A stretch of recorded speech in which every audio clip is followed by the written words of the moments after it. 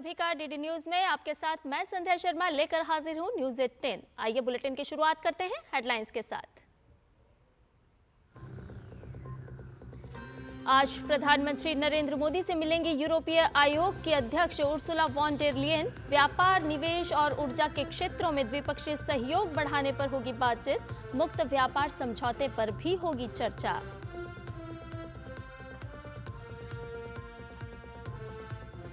दिल्ली की कानून व्यवस्था पर गृह मंत्री की अध्यक्षता में होगी अहम बैठक। मुख्यमंत्री भी होंगी शामिल। दिल्ली पुलिस और सरकार में सामंजस्य पर भी चर्चा संभव।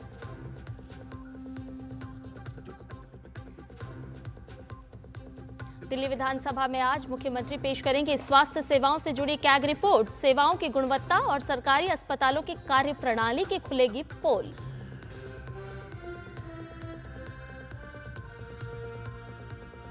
चैंपियंस ट्रॉफी में अफगानिस्तान और ऑस्ट्रेलिया के बीच आज रोचक जंग। जीतने वाली टीम को मिलेगा सेमीफाइनल का टिकट।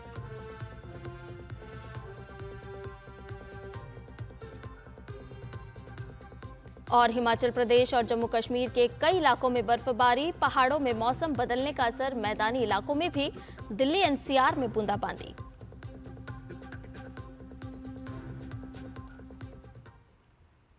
और आइए अब इन सभी खबरों को जानें विस्तार से। भारत और यूरोपीय आयोग के शीर्ष नेतृत्व की ओर से आज एक महत्वाकांक्षी व्यापार समझौते को जल्द से जल्द अंतिम रूप देने की दिशा में आगे बढ़ने की उम्मीद है। प्रधानमंत्री नरेंद्र मोदी के आमंत्रण पर यूरोपीय आयोग की अध्यक्ष उर्सुला वॉन डेर लेयन 2 दिन के भारत दौरे पर हैं। आज उनकी मुलाकात पीएम मोदी से होगी। इस दौरान दोनों नेताओं में मुक्त व्यापार समझौता समेत रणनीतिक साझेदारी को अगले स्तर तक ले जाने पर बातचीत होगी। रक्षा, प्रौद्योगिकी और जलवायु परिवर्तन सहित विभिन्न क्षेत्रों में सहयोग बढ़ाने के तरीकों पर ध्यान केंद्रित किए जाने की उम्मीद है। दोनों पक्षों के बीच रूस यूक्रेन युद्ध, हिंद प्रशांत क्षेत्र में स्थिति और पश्चिम एशिया के घटनाक्रम पर भी विचार विमर्श होने की उम्मीद है। पीएम मोदी और लेन के बीच वार्ता शुल्क को लेकर यूरोपीय संघ और अमेरिकी प्रशासन के बीच बढ़ते तनाव की पृष्ठभूमि में रही है। उर्सुला लेन ने कहा है कि संघर्ष और तीव्र प्रतिस्पर्धा के युग में यूरोप के लिए भारत एक भरोसेमंद मित्र और रणनीतिक सहयोगी है। इससे पहले विदेश मंत्री डॉक्टर एस जयशंकर के साथ उर्सुला लेन की मुलाकात हुई और प्रमुख द्विपक्षीय मुद्दों पर चर्चा हुई। विदेश मंत्री ने भी उम्मीद जताई है कि आज पीएम मोदी के साथ रक्षा और सुरक्षा सहयोग बढ़ाने के तरीकों पर विस्तार से चर्चा होगी। दोनों पक्ष सूचना सुरक्षा समझौते को मजबूत करने की प्रक्रिया में हैं। तो बेहद ही महत्वपूर्ण आज द्विपक्षीय वार्ता होगी। भारत एक भरोसेमंद देश है। इस रूप में यूरोप आयोग जो है वो भारत को देख रहा है। उम्मीद की किरणों के साथ डॉक्टर एस जयशंकर के साथ यूरोप आयोग अध्यक्ष की मुलाकात हुई और आज प्रधानमंत्री नरेंद्र मोदी से भी उर्सुला लेन की मुलाकात होगी और कई ऐसे विषय हैं जिस पर द्विपक्षीय वार्ता होगी, सहमति होगी। कई समझौतों पर हस्ताक्षर होने की भी उम्मीद है। रणनीतिक साझेदारी को अगले स्तर तक ले जाने पर महत्वपूर्ण बातचीत, महत्वपूर्ण चर्चा होने की पूरी उम्मीद है। यूरोप आयोग के अध्यक्ष 2 दिन के भारत दौरे पर हैं। विदेश मंत्री डॉक्टर एस जयशंकर के साथ उनकी मुलाकात हुई। और भी ताज़ा जानकारी के साथ हमारे संवाददाता अखिलेश सुमन हमारे साथ जुड़े हुए हैं। अखिलेश, आपसे जानना चाहेंगे कि यूरोप आयोग अध्यक्ष की भारत यात्रा, प्रधानमंत्री नरेंद्र मोदी से उनकी होने वाली द्विपक्षीय वार्ता अगले 5 सालों के रोड मैप के रूप में अगर हम देखें तो किस तरह से एक प्रभावी वार्ता होने की उम्मीद पूरी नजर आ रही है? निश्चित तौर पे संध्या, ये बहुत ही प्रभावी वार्ता होने की उम्मीद है, क्योंकि अभी तक भारत और यूरोपीय यूनियन के बीच में 2020 से 2025 तक का एक रोड मैप चल रहा है। और उसी रोड मैप के हिसाब से अगर देखें तो अभी दोनों का बायलैटरल ट्रेड जो है, गुड्स एंड सर्विसेज दोनों मिला दें तो 180 बिलियन डॉलर तक पहुंच गया है। तो जब हम ये थ्रेशोल्ड मार्क कर लिए हैं, उसके बाद अब अगले 5 साल का जो रोड मैप तैयार होगा, निश्चित तौर पे उसमें और काफ़ी तेज़ी से विकास होंगे, क्योंकि इस बीच भारत ने भी अपने आप को एक तरीके से मैन्युफैक्चरिंग हब बनाने के लिए काफ़ी काम किया है। उसके हिसाब से कई कानूनों में, नियमों में परिवर्तन किया गया है। उसके बाद जो उदारीकरण की प्रक्रिया है, जिसमें कि डूइंग बिजनेस को ज़्यादा आसान बनाया गया है, तो इस रूप में देखें तो यूरोपीय यूनियन के अंदर भी काफ़ी फ्लेक्सिबिलिटी आई है। यूरोपीय यूनियन भी भारत के उन स्थितियों को समझ रहा है जिसमें कि भारत को 2047 तक विकसित राष्ट्र बनना है। तो यह न सिर्फ भारत के लिए बल्कि पूरी दुनिया के लिए फ़ायदा है, क्योंकि यूरोपीय यूनियन खास तौर पे ये कह रहा है कि उसका चीन के साथ जो संबंध है वो चीन से डिरिस्किंग करना चाहता है, मतलब चीन से संबंध नहीं तोड़ेगा, लेकिन एक ऐसी स्थिति पैदा करना चाहता है ताकि चीन की अर्थव्यवस्था से उनका जुड़ाव जो है उनके लिए खतरा न हो जाए। ऐसे में उनके लिए भी जरूरी है कि भारत एक विकसित राष्ट्र बने।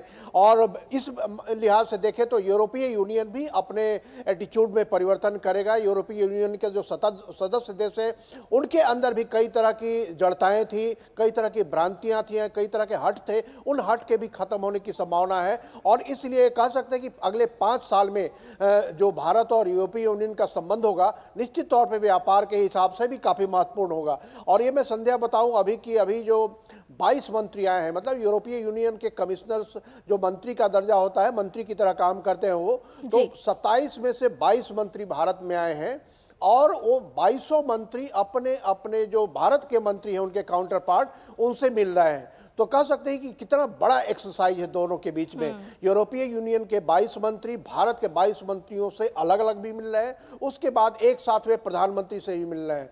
तो यह नया मंत्रिमंडल है। दिसंबर 2024 में जब से उर्सुला वॉन डर लेयन बनी दोबारा यूरोपीय यूनियन की प्रेसिडेंट, उसके बाद ये नया मंत्रिमंडल है। इस नए मंत्रिमंडल के साथ वो पहली बार पूरे मंत्रिमंडल के साथ भारत आई है, तो वो अपने जो सहयोगी मंत्री हैं उनको दिखाना चाहती है कि भारत में क्या संभावनाएं हैं और भारत में के साथ संबंध करके हमें क्या फायदा होगा, यूरोपीय यूनियन के सदस्य देशों को क्या लाभ होगा। इस लिहाज से जो नई चुनौतियां खड़ी हुई हैं, जो एक अमेरिका की तरफ से भी चुनौती आ रही है और चीन की तरफ से तो चुनौती है ही, तो इसमें मुझे लगता है कि दोनों के अंदर समझदारी इस बार बढ़ने की बहुत बड़ी संभावना है। जी बिल्कुल अखिलेश, आपने अमेरिका का जिक्र किया, तो ट्रंप और जेलेंस्की की एक तरफ मुलाकात होनी है और दूसरी तरफ जो यूरोपीय देश हैं वो भारत की तरफ उम्मीद भरी नजरों से देख रहे हैं। हम जानते हैं कि भारत न केवल मजबूत अर्थव्यवस्था के तौर पर तेजी से उभरा है, बल्कि एक विश्वास भी दुनिया के तमाम देशों में भारत ने पैदा किया है।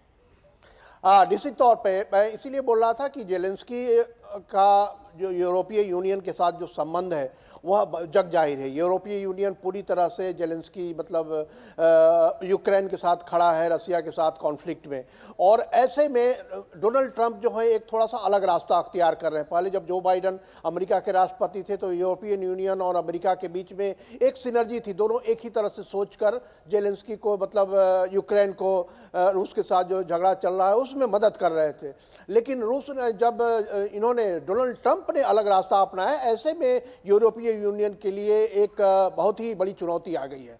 और उस बड़ी चुनौती में उनको ये भी भय है कि रणनीतिक तौर पे तो तफरका हो ही रहा है अमेरिका से, कहीं उसका असर अर्थव्यवस्था के क्षेत्र में भी ना हो जाए, इसलिए उनकी भारत यात्रा इस समय काफ़ी महत्वपूर्ण है। हालांकि यह यात्रा आज से तकरीबन 6 महीने पहले ही तय हो गई थी, उस पर बात चल रही थी, मतलब इस बात को ध्यान में नहीं किया गया। लेकिन ये अचानक जनवरी 21 के बाद एक ऐसी स्थिति आई है अमेरिका में, और अमेरिका के राष्ट्रपति जो है वो लगातार नए नए चीज़ों की घोषणा कर रहे हैं मात्र एग्जीक्यूटिव ऑर्डर से। इसमें सब में एक सावधानी बरतने की इच्छा बनी है, और इसी इच्छा के तहत जो परिवर्तन हो रहे हैं विश्व में, नए राजनीतिक परिवर्तन हो रहे हैं, उन नए राजनीतिक परिवर्तनों में अपने अपने जो पुराने संबंध हैं उसको और प्रगाढ़ करना चाहते हैं, ताकि उस पर कोई ना आ जाए किसी हस्तक्षेप की वजह से। दुनिया में ये जो जियोपॉलिटिकल सिचुएशन बदल रहा है उसकी वजह से, तो इसीलिए ये यात्रा जो है दोनों के लिए, भारत और यूरोपीय यूनियन दोनों के लिए। और अभी आपने देखा कि ब्रिटेन के भी ट्रेड मिनिस्टर आए थे, उनके साथ भी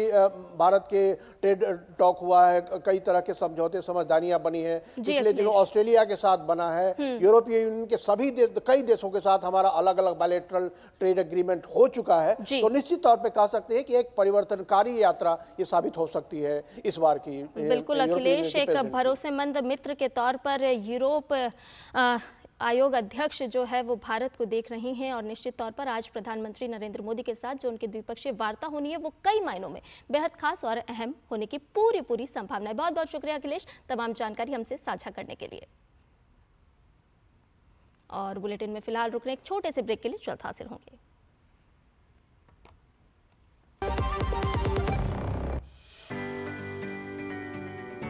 Hi, I am Ravi, driving my CNG auto for many years. Happy with the mileage I get with this. Hi, I'm Rajesh. I switched to compressed natural gas a few months back. CNG gives high performance at affordable cost and it is easily available. Plus, CNG is a non-polluting fuel thanks to its higher ignition temperature. Switch to CNG today.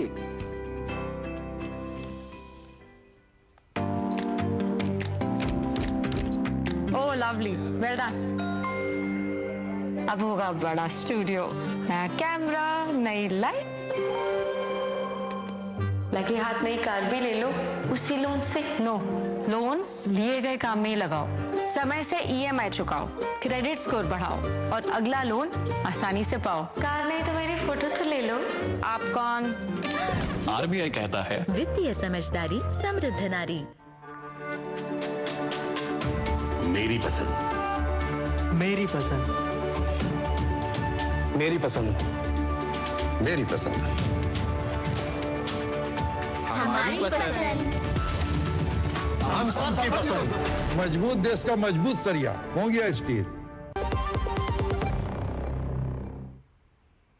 और break के बाद news 18 में आपका एक बार फिर से स्वागत है। ये खबरों में बढ़ते हैं आगे। दिल्ली विधानसभा में आज स्वास्थ्य सेवाओं से जुड़ी कैग रिपोर्ट पेश की जाएगी। मुख्यमंत्री रेखा गुप्ता इस रिपोर्ट को पेश करेंगी। इससे पहले शराब नीति पर रिपोर्ट सदन के पटल पर रखी गई थी, जिसमें खुलासा हुआ कि तत्कालीन केजरीवाल सरकार ने आबकारी नीति के जरिए 2000 करोड़ रुपए की लूट की, जिस पर सियासी संग्राम मचा हुआ है। अब आज फिर एक बार स्वास्थ्य से जुड़ी ऑडिट रिपोर्ट सदन में रखी जाएगी। कहा जा रहा है कि इस रिपोर्ट में स्वास्थ्य सेवाओं की गुणवत्ता और सरकारी अस्पतालों के कार्यप्रणाली पर गंभीर सवाल उठाए गए हैं।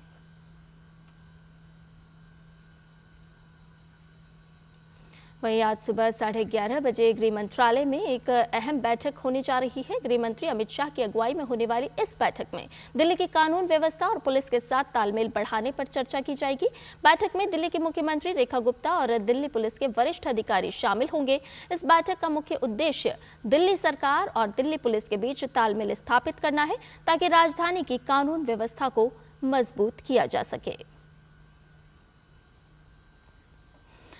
पुणे के स्वारगेट बस स्टैंड पर 26 वर्षीय महिला के साथ दुष्कर्म के मामले में फरार चल रहे आरोपी दत्तात्रेय गाड़े को पुणे पुलिस ने गिरफ्तार कर लिया है। दत्तात्रेय गाड़े को पुणे क्राइम ब्रांच की एक टीम ने जिले के शिरूर तहसील के एक गांव से गिरफ्तार किया है। पुलिस ने दुष्कर्म आरोपी गाड़े की गिरफ्तारी में मदद के लिए सूचना देने वाले को 1 लाख रुपए का इनाम देने की घोषणा की थी। गाड़े पर पुणे में स्वारगेट बस अड्डा पर राज्य परिवहन की एक बस के अंदर 26 वर्षीय महिला से दुष्कर्म का आरोप है। आरोपी की तलाश के लिए पुलिस की 13 टीम जुटी हुई है। गाड़े के खिलाफ पुणे और पास के अहिल्यानगर जिले में चोरी, डकैती और चेन झपटमारी के आधा दर्जन मामले दर्ज हैं।